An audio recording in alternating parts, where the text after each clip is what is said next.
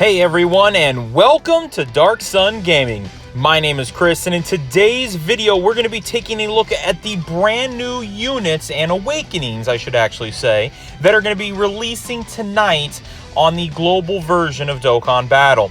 Now, first and foremost, I want to give a huge shout out to the Dokkan Wiki page. As always, they are the ones that give us the greatest information right away. Pretty much every Dokkan YouTuber uses them. So thank you very much for the Dokkan Wiki. Please make sure you guys are going to go take a look at them. And I will leave a link to the website down in the description. Now, when taking a look at the first unit, first we're going to take a look at Princess Odo Scorn Oceanus Shenron. Now, Oceanus is actually going to be the first Shadow Dragon Saga category lead, I guess, that's going to be different outside of Omega, and is actually going to be a proper lead at 120 across the board, plus the key plus 3. Thing that makes her so amazing is the fact that she raises defense for one turn and causes supreme damage to enemy and seals the enemy attack with the passive skill of being key plus 3. So on a joint team, she's getting at least 9, and then attack and defense plus 120%, plus an additional attack and defense of 60%, and launches an additional super attack when the target enemy is in attack down status or defensive down status. Then the attacks are effective against all types and has a high chance of stunning the attacked enemy when the target's enemy super attack is sealed. So in other words, if you throw on additionals onto her, she is going to be able to turn around and have the seal go off, and then if she gets the additional super attack, she's going to be able to stun them on top of that. So it's kind of like, you know, really doubling down to make sure that you are not going to have to worry about that unit again.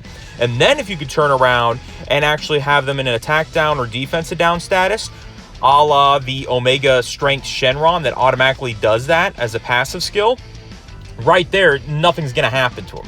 So you're just really going to be hammering down hard on it. Now, links are going to be Battlefield Diva, Metamorphosis, Cold Judgment, Shadow Dragons, Speedy Retribution, GT, and Shattering the Limit.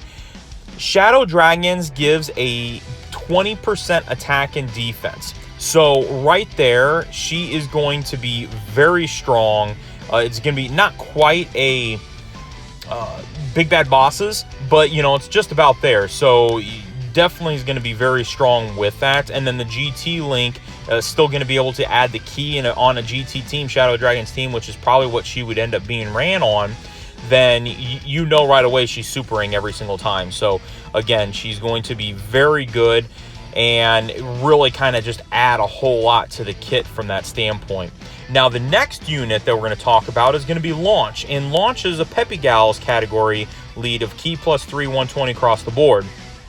Now, what's unique about her is that she just simply transforms as soon as she goes into any attacking round. So immediately she's just going to transform, and when she transforms, she's going to have a super attack that causes supreme damage to an enemy and greatly lowers attack and defense. That's going to be huge, especially with the fact that she's going to have the built-in of additional attacks. So that'll be very good. Then being able to kind of continue on with her passive, which again is just a straight up attack and defense plus 120%.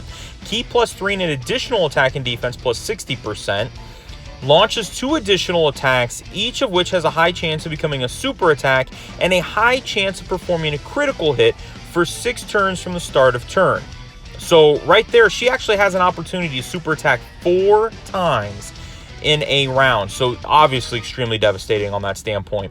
Then you're also going to be able to seals the attacked enemy super attack when there's another Peppy Gals category attacking in the same turn. So you link up her with Oceanus, there. I mean, you're going to have Oceanus's ability that's going to immediately be able to turn around and link, so she's going to be stunning someone. And right there, it's great combo. And then the fact that they're going to actually have the Battlefield Diva and Metamorphosis along with Shattering the Limit for their links that you're going to be able to use together. It's going to be very, very good. So 2 new units. Now, their banner, they're going to be on the Raising Dragon banner. It is a double rates banner. and you get blue coins from this. Now, I do hear some people say stay absolutely away from these banners. They're horrible, everything else. I gotta tell you, whenever I dive into a banner, I'll typically take around 300 to 350 stones. And believe me, in no way, shape, or form is it guaranteed you're gonna get an LR. I can just tell you that personally, every time I've gone into one of these, I am pulling an LR at least in one of those rotations, and I have many times gone through and actually pulled multiple LRs.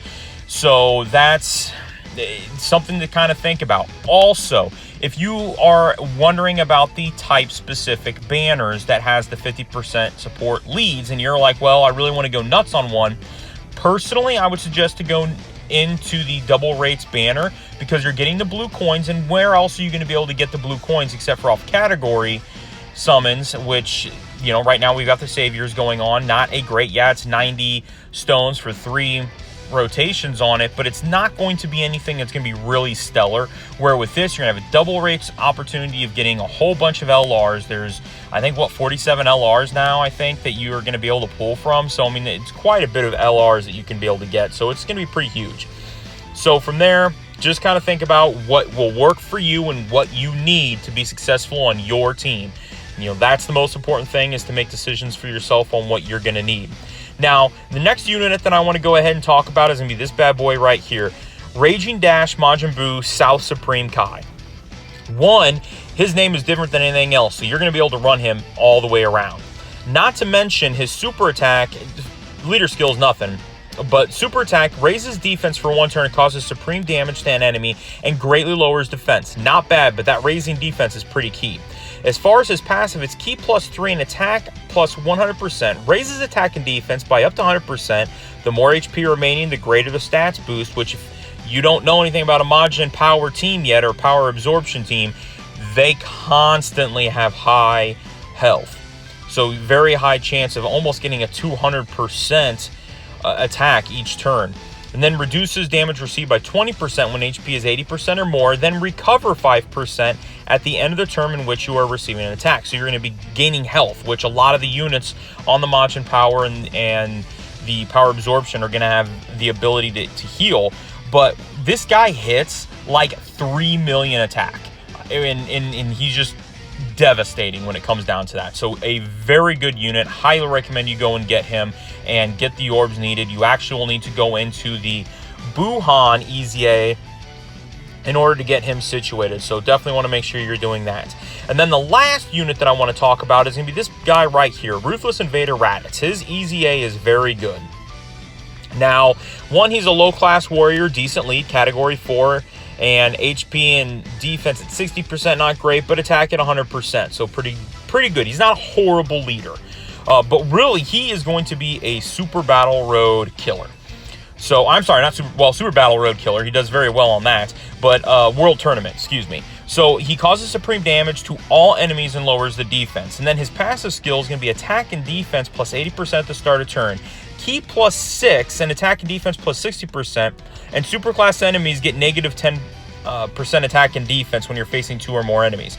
So, World Tournament's going to be where you're going to run him. He's free to play.